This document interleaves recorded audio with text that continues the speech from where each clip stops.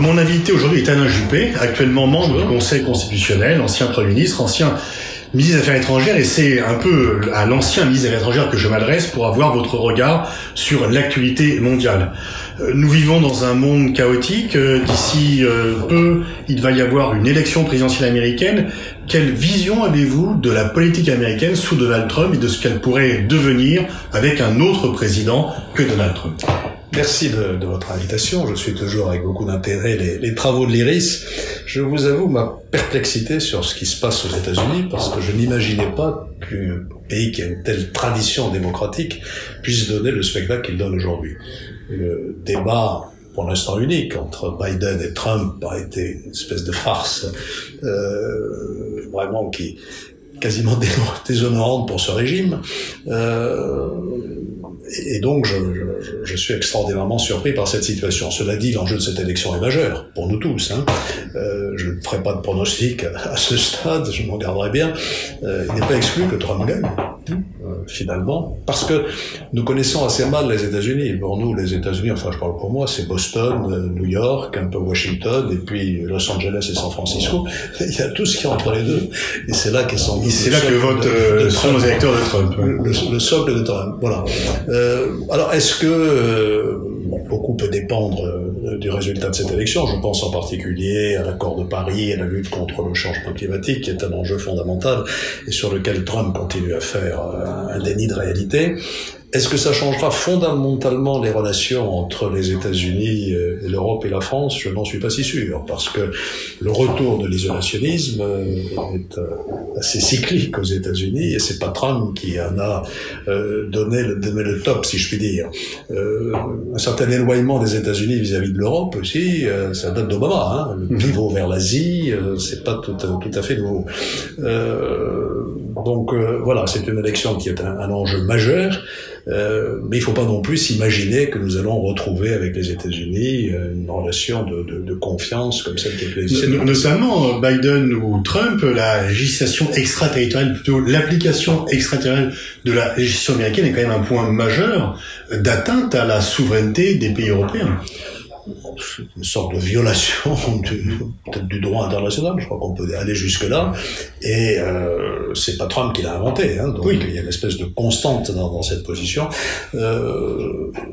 Voilà, je crois que aussi en termes stratégiques, la relation avec l'OTAN et les pays européens, c'est pas Trump qui a non plus complètement changé les choses. Donc voilà, il faut être très vigilant. Je crois que Biden, s'il est élu, il mettra les formes. Donc c'est là qu'on va avoir un changement. Et est-ce que c'est pas fond, c'est pas sûr. Est-ce que justement il n'y a pas le risque qu'on se dise avec Biden, eh bien on revient comme avant, que les désirs ou progrès, même timides, sur l'autonomie stratégique européenne soient un peu émoussés? On se dit, voilà, avec Biden, on a un président qui est poli, qui est courtois, qui nous respecte, contrairement à Trump, et donc revenons dans une situation finalement de dépendance à l'égard des États-Unis qui caractérise toujours la situation européenne 30 ans après la fin de la guerre froide. C'est quand même paradoxal. C'est vrai. Certains peuvent se laisser prendre, effectivement, à un discours plus bienveillant. Je pense quand même qu'il y a une prise de conscience en profondeur. Je lisais récemment une interview du président de la Commission des Affaires étrangères du Bundestag, M.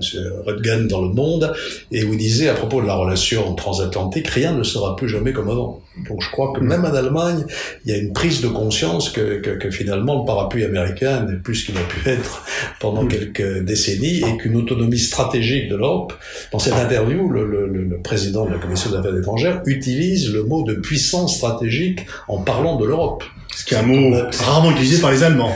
Rarement. Moi, j'aime bien ce mot-là et ce concept parce que je pense qu'il est absolument vital. Mais beaucoup de mes amis me disent que je suis le seul à y croire.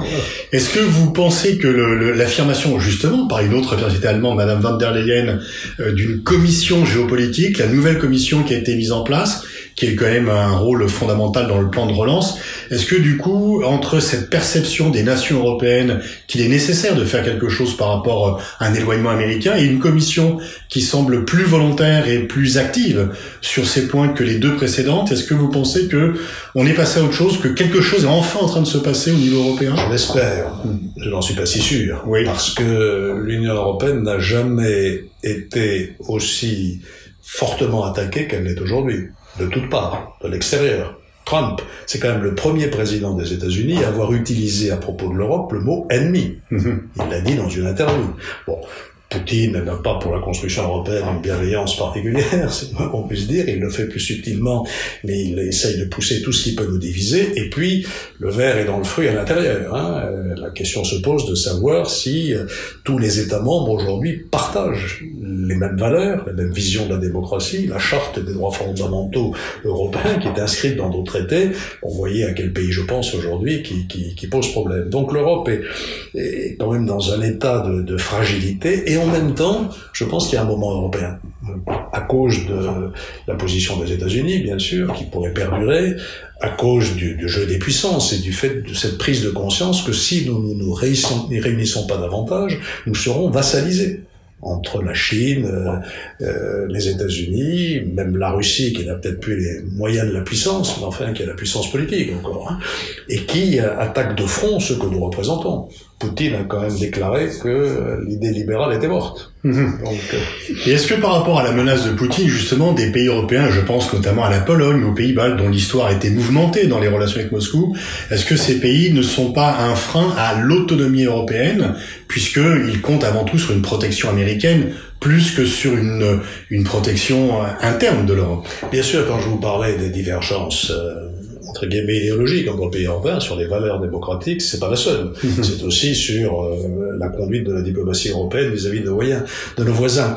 Sur la Russie, comme sur beaucoup d'autres sujets, les choses sont extrêmement complexes. Nous avons beaucoup de raisons de nous antagoniser avec la Russie. D'abord, il y a un fossé idéologique, que j'ai rappelé tout à l'heure, la fin du libéralisme. Bon, moi je crois toujours au libéralisme. J'ai même envie d'écrire un livre pour faire l'éloge du libéralisme, qui a si mauvaise réputation, y compris chez nous. Et puis, bon, il y a la violation du droit international, même si on peut expliquer que la Crimée, historiquement, tout ce qu'on voudra, il y a une violation évidente du droit international. Les agissements de la Russie aussi, en Ukraine, la position ambiguë sur la Biélorussie, bref, je le répète, il y a beaucoup de raisons de ne pas considérer la Russie comme un partenaire fiable. Et en même temps, on peut pas aller à la confrontation. C'est un voisin, c'est un fournisseur de gaz, il faut de temps en temps faire aussi de l'économie et des affaires. La Russie peut jouer un rôle aussi de modération. Peut-être arrivera-t-on dans le groupe de Minsk à arrêter la confrontation entre l'Arménie et l'Azerbaïdjan, et la Russie en est partie prenante, comme vous le savez. Donc voilà, c'est ce qu'essaye de faire le président Macron aujourd'hui, de relancer un partenariat stratégique avec la Russie, tout en disant un certain nombre de choses. Par rapport aux gaullistes que vous êtes, ça parle, puisque lorsque De Gaulle avait, à l'égard de l'Union soviétique, même s'il parlait de la Russie toujours, et assez peu de l'Union soviétique, mais il avait quand même voulu entamer un dialogue avec Moscou, à une époque où Moscou était peut-être encore plus répulsif qu'elle ne l'est aujourd'hui. Donc il y a quand même toujours cette volonté, je dirais française depuis De Gaulle, d'avoir un contact privilégié avec la puissance autour de Moscou, la puissance russe, anciennement soviétique, ne serait-ce que pour faire un peu contrepoids, pour augmenter les marges de manœuvre de l'Europe et de la France. Moi, je crois que nous sommes aujourd'hui dans la même situation, c'est-à-dire cette espèce d'ambiguïté de notre relation avec la Russie. J'ai rappelé les raisons que nous avions de ne pas lui faire tout à fait confiance, et en même temps la nécessité de parler avec elle. De Gaulle a commencé très tôt, oui, à la fin de la guerre. Oui, d'abord à la fin de la guerre. Donc voilà, il est allé voir Staline. Donc on peut rappeler cette histoire. C'est un peu la même chose avec la Chine. Il y a aussi chez les gaullistes cette tradition de reconnaissance d'abord, puis de dialogue avec la Chine. Donc, on est dans un monde où, pardon de cette banalité, et c'est pas propre à la situation d'aujourd'hui, où on est en permanence à la recherche d'équilibre entre des tentations ou des intérêts contradictoires. Pour revenir à l'Europe, l'Europe a adopté un plan de relance dont beaucoup pensaient qu'il ne pourrait pas avoir lieu, qui est quand même très novateur, des tabous ont été abandonnés. Est-ce que vous pensez que ce plan aurait été adopté si le Royaume-Uni était resté dans l'Union européenne? Et pour le dire autrement, est-ce que du coup le Brexit, au-delà de ses inconvénients, n'est pas une opportunité pour l'Europe d'avancer plus vite par rapport à un pays qui avait plutôt un rôle de frein auparavant que de moteur? C'est une opportunité et en même temps un risque d'une certaine manière. Je reviens au plan de relance de la Commission, c'est un acte fondamental. Je voudrais souligner en particulier un événement qui pour moi est absolument majeur, qui est l'acceptation par l'Allemagne de la mutualisation de la dette. Moi, j'ai longtemps travaillé avec il était ministre des Finances et du Budget aussi, etc. Donc c'était la doctrine absolue de l'Allemagne, on ne va pas payer pour les États du Sud, l'Allemagne ne va pas s'endetter pour, etc. Vous connaissez le raisonnement. Et là, il y a eu, entre Macron et Merkel, un virage absolument historique. D'ailleurs, j'évoquais cette interview de M. Röttgen, il dit, pouvait-on imaginer que l'Allemagne accepte cet événement? Donc ça, c'est un signe, pour moi, très positif d'une prise de conscience de la nécessité de faire avancer l'Europe. Le Brexit, bon, je dirais, pour moi, c'est pas tout à fait une surprise. La Grande-Bretagne n'a jamais adhéré à la vision que nous avions de la construction de l'Union européenne. Pour elle, c'était un marché, c'était pas l'amorce d'une puissance géopolitique. Et De Gaulle avait bien senti le risque. Bon, Cameron a pris, lui, un risque tout à fait mal calculé en lançant ce référendum. Aujourd'hui, où en est-on? Moi, je voudrais d'abord saluer le travail de Michel Barnier, parce qu'il a fait un boulot considérable, et notamment, il est arrivé à maintenir la cohésion des 27. Oui, ce qui n'était pas gagné. Pas gagné, et qui apparemment se maintient. Donc, les dernières négociations ont lieu avec des points difficiles comme la pêche ou la relation entre l'Irlande du Nord et la République d'Irlande. Donc, on en est là. Est-ce qu'on va vers un accord ou pas d'accord? Je ne ferai pas de pronostic au moment où je parle. Alors, est-ce que tout ça est bon pour l'Europe ou pas? On peut avoir effectivement l'analyse que vous esquissiez, savoir, et moi j'en ai fait l'expérience quand j'étais au Quai d'Orsay, la Grande-Bretagne a toujours été un frein absolu à tout progrès, y compris sur la sécurité européenne. Malgré Saint-Malo, Chirac, Tony Blair, qui reconnaissaient la nécessité de donner une réalité à ce que j'appellerais, c'était pas exactement le vocabulaire, mais un pilier européen de sécurité à l'intérieur de l'OTAN ou en coopération avec l'OTAN. Donc il y a eu des évolutions, mais moi je me suis heurté à une fin de non-recevoir absolue quand j'ai parlé d'un quartier général européen, etc. en matière de défense. Donc on peut de ce côté-là considérer que la Grande-Bretagne cessera de freiner cette évolution de l'Union européenne vers plus je ne veux pas dire de fédéralisme, parce que pour un gaulliste, ça serait évidemment sacrilège, enfin plus de délégation de souveraineté. Oui, c'est bien ça. D'autonomie, tout simplement. Et d'autonomie stratégique, bien sûr. Alors, de l'autre côté, alors c'est un risque majeur pour la Grande-Bretagne aussi. On rappelle souvent qu'elle fait la moitié de son commerce extérieur, je crois que c'est à peu près le chiffre avec l'Union européenne, et vice-versa. C'est aussi aujourd'hui une fracture dans la société britannique, avec la montée en puissance du séparatisme écossais. Donc là, je pense que c'est une mauvaise affaire pour la Grande-Bretagne. L'idée qu'ils vont entretenir une relation particulière avec les États-Unis, qui va leur ouvrir son marché me paraît une douce illusion. Daté d'une autre époque. D'une autre époque, de même le rêve impérial, Commonwealth, etc. C'est retour vers le passé. Donc c'est un risque majeur que prend la Grande-Bretagne, mais c'est son affaire. C'est un risque pour nous aussi, parce que c'est quand même un affaiblissement de l'Europe. On perd une économie majeure sur le continent européen, on perd une puissance militaire, une puissance nucléaire.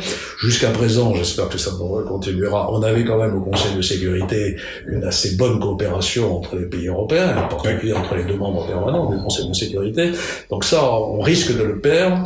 Et il faut donc qu'au-delà du Brexit, on maintienne avec la Grande-Bretagne un lien particulier, commercial, économique, vraisemblablement, mais aussi stratégique et militaire. De ce point de vue-là, les accords de Lancaster House, qui ont été un acte tout à fait important, puisqu'ils touchaient même la coopération en matière nucléaire, mériteraient peut-être d'être réactivés. J'ai pas exactement aujourd'hui le bilan de ce qu'ils ont donné. Je pense que c'est un peu au point mort.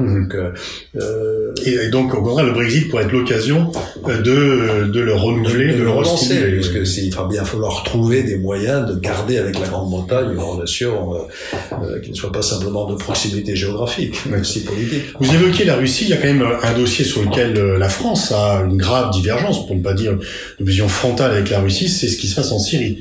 Parce que c'est bien l'intervention russe par des moyens quand même très répréhensibles, qui peuvent être parfois qualifiés de crimes de guerre, qui ont permis à Bachar el-Assad de se maintenir au pouvoir contre sa population.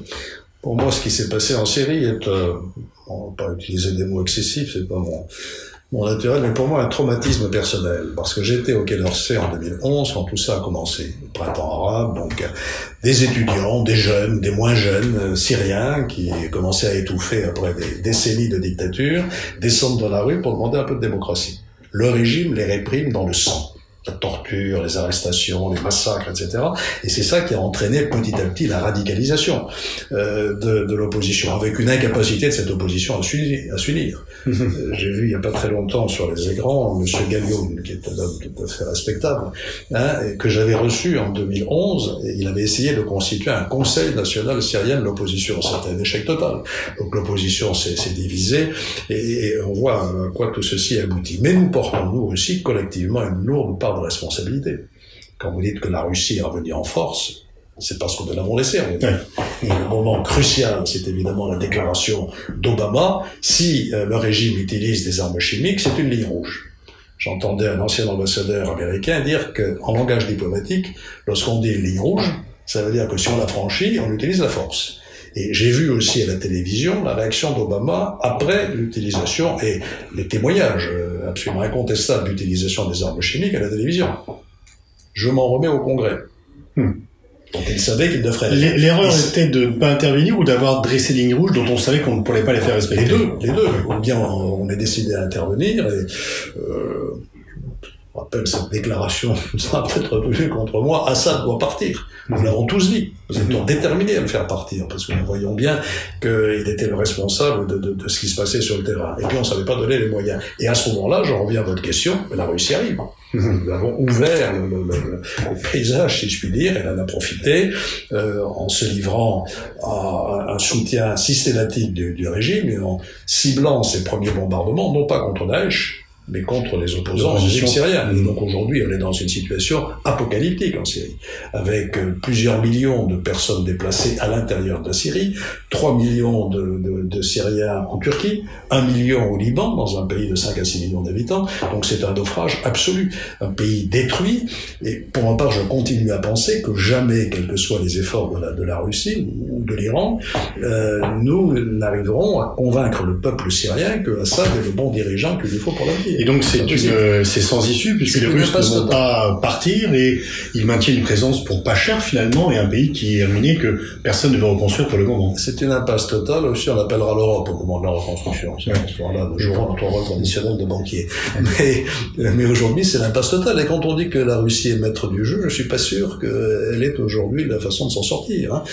Nous avons été aussi jusqu'à la limite de l'ignominie dans tout ça, puisque les Américains, après avoir utilisé les Kurdes pour lutter contre Daesh, les ont lâchés en race campagne parce que la Turquie est intervenue, parce que pour la Turquie, évidemment, un Kurdistan autonome à sa frontière est quelque chose d'inacceptable. Donc voilà, on a accumulé dans cette affaire syrienne les erreurs, les lâchetés, et on est aujourd'hui dans une impasse totale.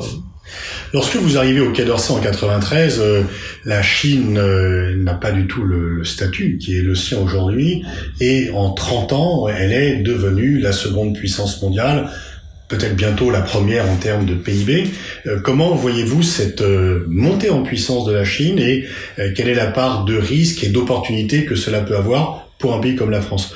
Quand moi j'ai commencé à travailler sur les questions stratégiques, le PIB français était 4 fois supérieur à celui de la Chine. Aujourd'hui, c'est l'inverse. C'est quand même à la fois fascinant, impressionnant et quelque part, ça interpelle quand même. C'est fascinant. Vous vous souvenez aussi bien que moi, 1973, Alain Perfit, quand la Chine s'éveillera, le monde tremblera.